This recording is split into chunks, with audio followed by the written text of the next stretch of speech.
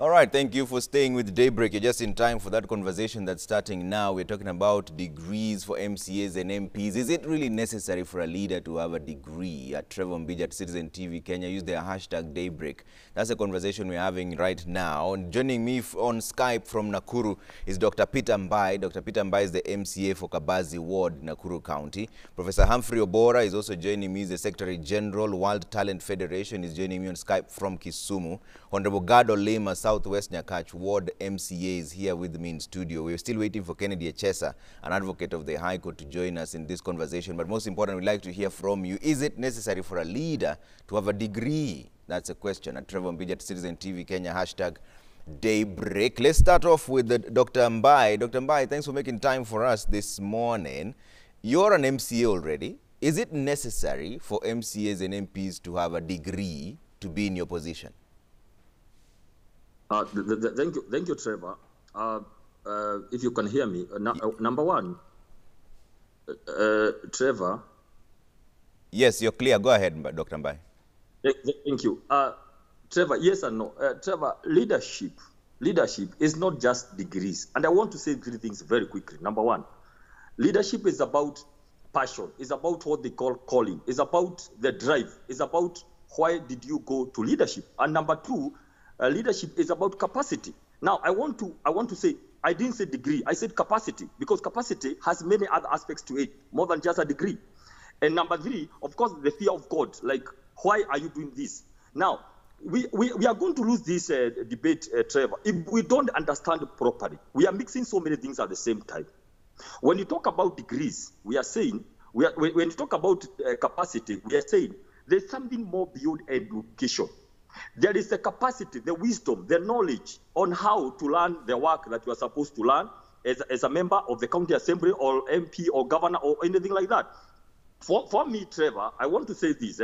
Yes. Degrees, there are so many aspects to it. For example, when you say a degree, did you say which degree? Because you can have somebody with medicine or engineering wanting to become a member of the county assembly, but that's not what you'd call an appropriate degree.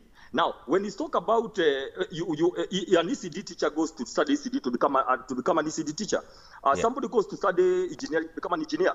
Now, when you say just a degree, you lose it.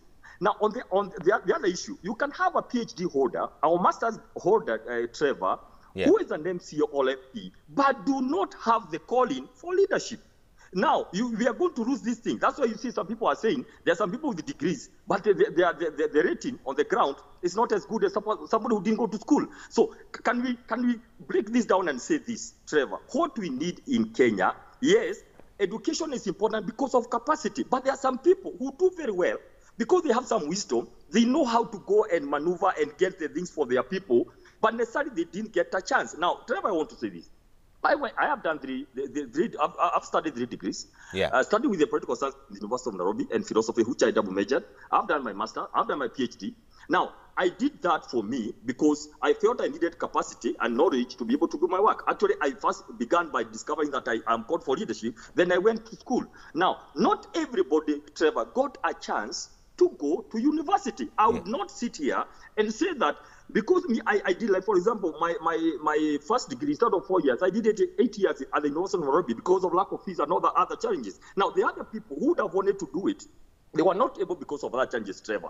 I would not sit here to say that they automatically do not qualify for them just because they didn't go to school. However, it is important, Trevor, if people feel they are called for leadership, to go and add knowledge to their zeal. I think for me, we need not to bring this matter of if and of, or if, suppose, we must do this and all that. Now, Trevor, today, we have 75% of MCAs do not have degrees.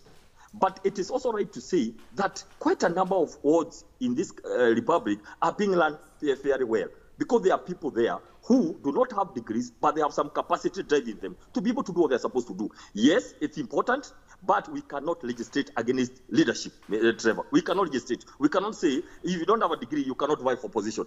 Now, of course, it's against the human rights. It's against the Constitution. I don't think it's going to see the light of the day. Let people know that it is important to have leaders who have capacity. Let the population be allowed to groom their own leaders, seeing what they can be able to with the kind of exposure they have. All right. Let me bring in Professor Obora on this. Professor Humphrey, what do you think? Do leaders require degrees? Trevor, the first thing that we need to realize is that we are overemphasizing academic degrees. There are actually three forms of degrees. You can attain a degree through natural learning. You can attain a degree through adventure and experiential learning. You can attain a degree through academic endowment, which we commonly know. The challenge here will be how simplistic we are with the word degree. It is, yes, a calling for a leader to be able to perform certain leadership functions. But that calling is not away and independent from logistic and realistic intellectual demand that will make that MCA be able to carry out that function. We cannot be simplistic about that. So basic arguments that somebody definitely, because he has a calling, he can't be a leader. You could have a calling, you could claim to have that capacity, but what method are you using to confirm such capacities, such calling? That need to be defined. Yeah. Trevor, today, in the world today, we got methods, technologies, and tools that enable you to predict the gender of your child many months before that child is born. I can confirm to you that we do have such methods and tools with us here today. Yeah. And such a tool, one of them known as anthropobiometrics, and fitted another one known as a matrix system, especially for adults. We can be able to find human metric values of adults. And in fact, we can reverse engineer and be able to see if they did have those potentials before, coupled with life achievement and the experience and adventure they've gone through. Yeah. We cannot be very simple as a country to say that we can have leaders that are known by guesswork. That by simply guessing that somebody can speak good English is rooted in the communities, that is a good leader. To become a degree holder, some people even try to say that if I am a mechanic, if I am a wood carpenter, and I've been doing great work, I can certainly become a degree holder. We cannot dilute the meaning of a degree for the sake of making people become leaders, and we cannot be simplistic about it. However, our governments do have a problem. One, they are overemphasizing the academic degree without recognition of the other forms of degrees. We'll get to the other forms of degrees in just a bit. But Honorable Gado Lima, you're an MCA yourself. Do you think it is a requirement? Do you need a degree for this work? Thank you, Trevor, for having me. I want to believe that being a leader does not only augur oil to be a degree holder, but there are form of education that is needed for you to transact the business of being an MC or a member of parliament. Like now we are going to the elections of 2022. It will be like in the county assemblies, we are 10 years now down the line. So if you are going to be an MCA in 2022, then you need some form of education to understand that which are the laws or legislation that have been done before, so that you can look at the gaps and fill the gaps if there is any. So I don't want to peg being an MCA or an MP basically on having a degree, but there should be some form of educational level that is needed for you to be there, because it needs you to interrogate some issues, need you to interrogate policies and all that. But to peg it specifically on degree, then it means you're going to lock so many other Kenyans. And the role of an MC or an MP are three. There's the legislation, oversight, and representation. Representation is where the local Mwananchi feels that I'm represented in that house by so-and-so. But if you limit this number by giving some people a leeway of having a degree, and the majority are not having a degree, like if you look at the statistics, we are less than 2% Kenyans who are having a degree. So you want to peg the leadership of this county to 2% and leave the 98% out of the leadership. And that means you are not going to get the representative role done purely by the members who are elected by the people, because there's already a discrimination on that line. So I think however much we need a formal education for these people, for such positions, it must not be pegged purely on a degree. But run me through a normal day for you, Honorable Lima. So as an MCA, what happens when you walk into the office in the county assemblies? How do you carry out your duties so that we see whether this is, do you really need a degree for that? On a normal, how does a normal day look like? One, there are things that I carry from my ward to the county assembly.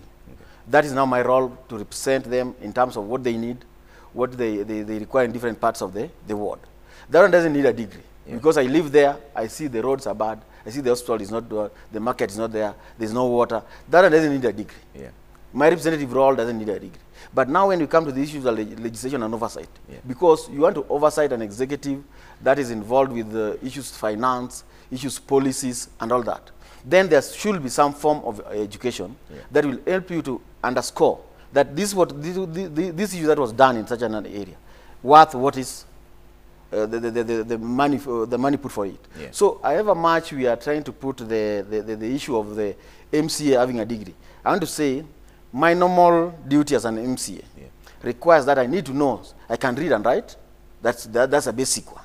Then the reading must be to see how best these policies are being implemented, and I can question a governor, I can question a CC member, so that they know that I understand what they are doing and we move along together. Because if you don't do our oversight, then that's where people say the assemblies are letting the county governments down.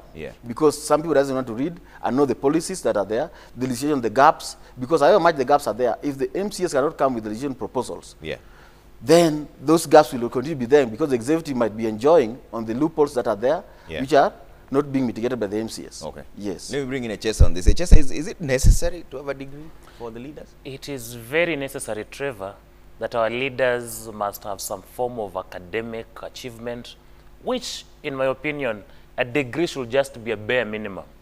In fact, bare minimum should be a degree. In fact, Trevor, we should reach a point where we are saying leaders must have a university degree in addition to other abilities. The work of a leader is very complex, and more so the work of an MCA. An MCA is supposed, one, to legislate on behalf of the members of their wards. Legislation is not just about talking about motions before the county assemblies. It includes initiating legislative proposals. I wonder how a Class 6 dropout will initiate a legislative proposal that will address a complex health issue or education issue in betterment of the members of that particular ward. Number two, it is oversight. For you to oversight effectively, you must have some form of education. I can take, for example, the county government of Kakamega, where the governor is a PhD holder. He is a fellow of the Certified Public Accountants of Kenya. He has over 20 years of extensive experience in accounting. And then a deputy governor is a professor of veterinary medicine. CECs are well schooled. And then you want this government of Kakamega County to be put to task by a group of MCAs who know nothing about accounting, who know nothing about education, and who know nothing about health. That is a joke. About representation, Trevor, is not an idea of walking around your ward and knowing the problems that are affecting your constituents. There must be representation from a point of knowledge, not representation from a point of ignorance. If the roads are not well made, for example, you should understand the process of generating a BQ and put the contractor on task based on your knowledge of how roads are repaired. If you are going to talk about representation in terms of health matters or education, you must understand how our education system and our health system work. It's not just about walking the county assembly and saying, I am representing the people of this particular ward, this particular stall has not been done, this has not been bought. Do you understand the process of procurement? Perhaps a road is 1 week into its repair, and you are putting the governor on task or questioning why it's not complete. A degree is a mandatory minimum requirement for leadership in the 21st century. Dr. Mbaye, do you agree? You're an MCA yourself from Kabazi Ward, and we know for sure that you don't have to be an expert in everything, because even if there's health matters, there's infrastructure, even if there's procurement, you have people who can help you do that. Do you agree with what Echesa is saying? Echesa is raising very important issues, Trevor. Echesa is talking about capacity. And I want to say this from the word go. All what we are saying, Trevor, is this. Have we come as a nation to a point where we can legislate against all about education? I think that's where we are talking about. Yes, capacity is very necessary. And I'll give you my own example, Trevor. After doing a whole, I went specifically because I wanted to understand the issues of political systems in this country. I did that. And immediately I was elected, Trevor, I did a proper public participation. I launched a booklet, a 5-year plan, which I printed and I launched with the deputy governor coming to Kabazi to launch it in 2017. I've been working on it meticulously. I'm working with the ward kitty. I'm working with the governor's kitty. I'm working with the national government. I'm working with the professionals which I brought together. I'm working with our friends from abroad, NGOs and all that. I have like a 5-tier platform I'm working on towards Kabazi. Now, I must say this, and I want to thank God for this. My capacity and my exposure and networks, which I've gathered across the many years, having worked recently as a member of the public service board in Nakuru County, has helped me to go down, because that's what I said. I said, I want to go down and donate my 5 years and say, these 5 years, let me go back to my village. Although I have this kind of qualification, to go and use my network exposure to bring some change, socio-economic change at the grassroots. Now, capacity is necessary. What we are saying, Trevor, we don't want at all to come and say from today that we must put a law to say, if you don't have a degree from today, you cannot provide. Now, let me tell you this, Trevor. In this assembly, and many assemblies in this country so far, I have my colleagues here, about 20, who have already graduated since 2017. They went to school on their own, not forced. So let us allow the people, Trevor, to begin seeing the value of people with capacity. And I'm very particular. I'm not using the word very deliberately, the word education. I'm using the word capacity. Because capacity, Trevor, is big, much more. Capacity is about knowledge of networks, of partnerships, knowledge of how to push those things. Now you are talking about procurement and all that. You may not know, you may not be an expert, but you can know. You can go to the director of procurement and ask, what is the procedure? How can I quickly push my projects? Like, for example, we are passing the budget in Nakuru in the next 2 weeks. To know that immediately the budget is passed, I need to go and meet the engineer. I need to take them to the ground. They do the BQ. I need to supervise. I have already gotten the views from the Wananchi. If you have the passion, Trevor, if you have the calling, if you have that drive, you'll be able to get information, even if you don't have a degree. What we are saying is this: the people on the ground are wise enough to know. We elected somebody with limited education. This is what they are able to do. We elect somebody with a bit of education. This is what they are able to do. Some people elected somebody knowing they don't have education, but when they look on the ground, they can see some movement, movement. So these people are being told, either can you go, now that you have zeal, can you add knowledge? Now that you have, even pastors for Trevor, when they get the calling, they go to Igbo college and they are told, excuse me, please, are you sure you have the calling? They are told to go and fast for 3 weeks, to come back and tell the principal, are you sure you still want to continue being a servant of God? In short, you have the calling, but you add knowledge. What we are telling our people here today, the people who think they are called, kindly, if you know that you have some passion to lead, can you go increase it? And by the way, we need to tell even CAF to also give us statistics of MCAs who have gone to school in these 5 years. I have 20, maybe other 10 in other counties. So we are saying there are people who are discovering they have the leadership, and slowly they are trying to upgrade themselves through college. In short, you have it, but for you to prove to the world you have it, you produce the papers. And it's true to say this, Trevor. We should be encouraging our people that capacity is important. Is it equal to a degree? Not yet. Do we need to put a law to say master degree? And the problem with that degree, now then you need to say a relevant degree, like political science, like humanities. Because again, if you say just a degree, then you lose it more. You misuse the word degree. Now, Trevor, what is importance of pushing all ourselves to go for degree for the sake of a degree, Trevor, that we fill people into universities because they have been forced to study for a degree, They don't have the passion for study.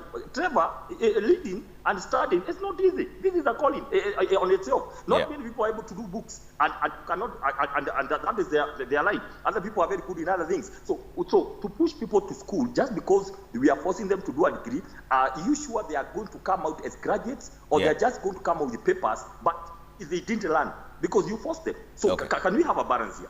Can we leave this thing? Because Trevor, according to the Bill of Rights, I don't think from where I sit, it is proper to allow to tell somebody you cannot vie on the basis that they did study because opportunities were not equal. We have 2,000, for example, 500 candidates who sat for KCSE in Subukia constituency. Only 200 made it to university. So are you telling me the ones we are pushing to COOPs? I invited Dr. Maswa for me. She came here, the COOP CEO. We are pushing over 2,000 to colleges. Are you telling me I'm studying there, telling them to colleges to study diplomas, but they have no ever chance of ever becoming an MCA just because they didn't get a degree? I think we need to look at this matter, Trevor. All right. Let me bring in Prof on this. Professor Obora, how then do you develop capacity if there's no degree? HSS here says that it is a bare minimum. Trevor, the gentlemen need to understand something small here.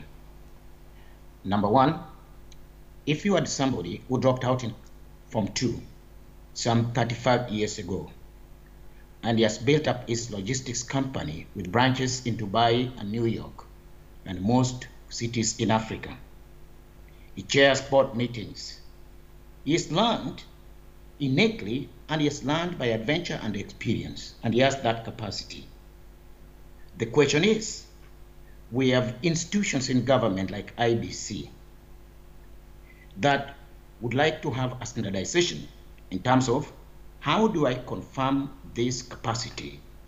How do I know that the skills gaps are filled up and intellectual demand is built up? You cannot have a chaotic and archaic system in which people come, I am good, people like me, I am this and this, without a means to measure. And that's why I'm saying it is not a must, yes, that you obtain an academic degree. There are 2 other methods in which you can attain a degree. Through natural learning. You see today on internet, 10-year-olds, 9-year-olds, learning in and some are even becoming professors. We have known people who just lacked school fees. They still have the innate potentials. At age 40, they're still able to work with their natural abilities and do things uniquely. The only thing that was lacking, and I think this was the import of the act for people to have degrees, is to allow people with those various backgrounds. If I have attained life achievement and work experience to be able to do what even the formal education is going to do, can I be allowed through a different process to access a degree? If I've been able to learn innately through my natural talent and attained a degree, would it be accepted? If we have such standards, then you can see we could accommodate people. But we cannot be very simplistic about this. Trevor, this country, almost 60 years after independence, one of the main things that we said we were going to deal with was primitivity. Government spends billions and billions of shillings in education each and every year for many years. We cannot come back many years later and start saying that we can accept primitivity into a process. It is a disaster. We can't accept that. Okay. The only difference is that we have a problem. For example, today, from the time of independence, we still have Ministry of Education. When shall we have the Ministry of Learning? If we had the Ministry of Learning, the things I'm talking about, and they're not new. Today, Trevor, you can have measurements, metric human values of an adult, and be able to know that capacity and have a report for it, which the IBC or whichever government institution can use to know the potentials of these people. You can today forecast careers 30 years in advance. How can we be, as a country, be so embarrassing, arguing so simplistically that, look here, oh, citations. President Moi didn't have a degree. He ruled for 24 years. Winston Churchill, hang on a minute. You're picking one section, what the guy did. You're not looking at the whole content of what the guy performed. We cannot accept that a nursery school teacher is required to have a diploma, academic diploma, and an MCA who is going to oversee millions of shillings can't just be from just, I am a leader. No way. Okay. No way, Trevor, no way. All right. Honorable Lima. Thank you. I want to say this, I want to support what Dr. Ambai is saying about the issue we need in the county assemblies and the national assemblies, capacity building. Yeah. And from what Mr. Chesa is saying, it's like the assemblies are made mainly of the only people that are there, the MCAs and the members of parliament. You see, when you go to an assembly, maybe you are a doctor, somebody's a lawyer, somebody's a veterinary officer, all that. We have all categories of people. Yeah. All these people come here to do one role. If it's legislation, you cannot do it alone. You must get other members to convince them that is the law that I want to bring on board, this is what we want to do, this is my proposal and all that. As an MCA, I'll only bring a legislative proposal. And then there are technocrats that are employed by these respective assemblies. Because like now, if you go to most of the county assemblies, there are no drafters. And Mr. Chesa knows that very well. Yeah. Some of the county assemblies depend on the Senate or the National Assembly to get drafters for their bills because they still don't have the capacity to do those things by themselves. Yeah. So, as an MCA, I'll only bring a legislative proposal or a gap to fill in a bill that an act that was passed sometimes. Yeah. So, this support that we need, that the MCs need, doesn't mean that I must know everything for me to be an MCA. Yeah. And that's why I'm saying we cannot say that it must be a degree, but there must be some form of education, not an ID and a birth certificate. Yeah. We want to say that there must be some education level that is needed so that somebody can interpret, can see the gaps that are there, somebody can give a proposal, so that the proposal can be developed and capacity building can be done so that somebody can fine-tune it. Yeah. That's why the assemblies have researchers, assemblies have drafters, and all these people are there to support the role of the MCA or the member of parliament. Yeah. Because if we say that it must be a degree on which cadre? Yeah. Is it a lawyer? Is it a pharmacist? Is it, because different, if you are an MCA, you deal with everybody across the board. You are not specifically an engineer to do roads. Yeah. You are not a doctor to do hospitals and health issues. So when we peg this thing on a specific degree, then there must be a specific degree for a specific MCA or a specific ward or a specific county. So I'm saying we need a formal education, a certain level of education for some people that you can read and write, you can understand issues, but then it can never be pegged purely on a degree because if you do that, then one, the Article 1 of the Constitution, that the sovereignty of the country belongs to the people. Yeah. Then you remove the 98% and remain with the 2%. So the 2% will be linked to the 98% until when? Because like now, we are aware that there are some people who dropped out because of school fees. It's sadly when we started free primary education in 2003. Yeah. So it's added the first graduates. I think the graduates of 2000 or something like that are the first graduates of free primary education. So there are people who dropped out during the Moi regime, that is up to 2002, because they lacked school fees in primary schools and all that. That doesn't mean they are not better people to lead this country.